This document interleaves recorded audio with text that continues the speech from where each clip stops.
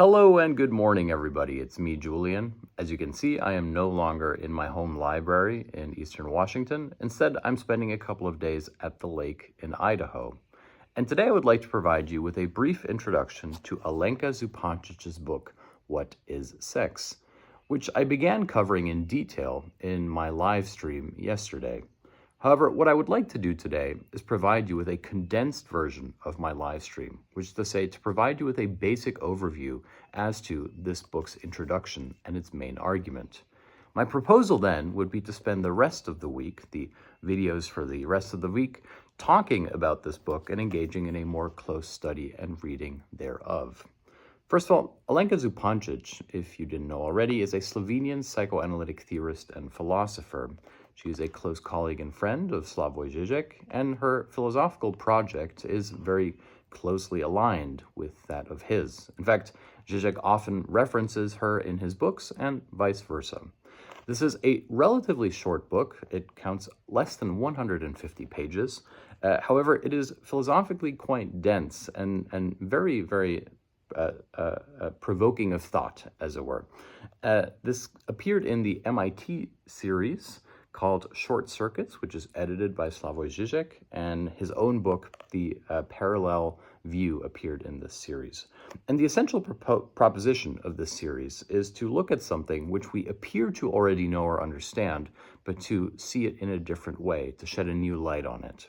And that is exactly what Alenka Zupančič attempts to do, which is to say, in her book, What is Sex?, she proposes that we think about sex in a different way. Namely, that we don't treat sex simply as a sexual identity or as a form of sexual practice, but instead, and this is her key argument, that we treat sexuality as an ontic category, which is to say, as a philosophical problem seen through a lens of psychoanalysis, specifically Lacanian psychoanalysis. This combination of Lacanian psychoanalysis with philosophical inquiry is something that we often associate with the work of Slavoj Žižek, and yet arguably it's something that Zupančič herself has continued and perhaps even perfected. Žižek himself has written in the introduction to her other book, The Ethics of the Real, that he does not simply condone of her book, he does not simply admire it, instead he is envious of her as she is able to articulate positions that he wishes he could have made himself. So, as I said before, her basic proposition is that we should treat sexuality as an ontic category, as a philosophical problem, as it were. In fact, her starting point in the book is to say that often clinical psychology will reduce sexuality to a form of sexual practice or sexual behavior, to which sexual identity then becomes the label. You identify in a certain way, and this corresponds with your sexual practice, how you like to do it, as it were. And she says that this often goes hand in hand with a pathologization of sexual practice, which is to say, the argument becomes that our sexual practice is supposed to be indicative of some underlying root cause, some trauma that has not yet been addressed. This creates a normative framework in which, for example, we look at sexual promiscuity as a supposedly deviant behavior that is supposed to be explained by some originating trauma. Part of the irony of this stance, which is all too common today, is that it appears to invert the Freudian position. After all, the Freudian position, as it is often cast in a pejorative sense by said clinical psychologists, is that Freud sexualizes everything, that everything is about sex. Against this stereotype, Zupančič argues that the Freudian question is not whether everything is about sex, but instead what sex itself is about. To adapt the Wildean maxim, if everything is about sex, then what is sex about? And this question for Freud, what is sex, is what Alenka Zupančič tries to address in her book. And one of the ways in which she does this is by talking about Lacan, specifically Lacan's theory or radicalization of the Freudian theory of sublation. The Freudian theory of sublation, in its simplest form, essentially says that we can have something which is a substitute for sex. For example, the one that Lacan likes to use is that we are talking instead of fucking. Excuse my French. But in a more popular sense, on a day-to-day level, common sense level, you can see this when somebody says that if you see someone with a big car and you say that they're compensating, This sublation as sexual compensation, or sublation as a sexual substitute, is the primary idea that Freud has about sublation. Your original desire is sublated into something else, usually into something more productive. Therefore, the id gives in to the supraego. Your sexual desire gives way to a more societally beneficial mode of participation. Instead of doing it, you put your energy into creating things or, building things, etc. However, the Lacanian radicalization of this theory of sublation is that for Lacan, the substitute is not merely a deviation of the original sexual drive. Instead, and this is quite important, the substitute is itself the sexual thing, is itself more sexual. Now we can go back to Lacan's motif, which is in fact the opening sentence of Zupančič's book in her introduction, where Lacan says, "For the moment, I am not fucking, I am talking to you. I can have exactly the same satisfaction as if I were fucking."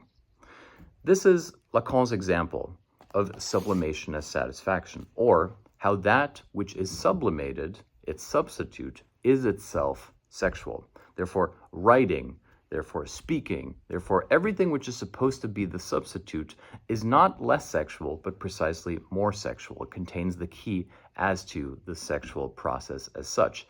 It must be sublated so as to be properly sexual.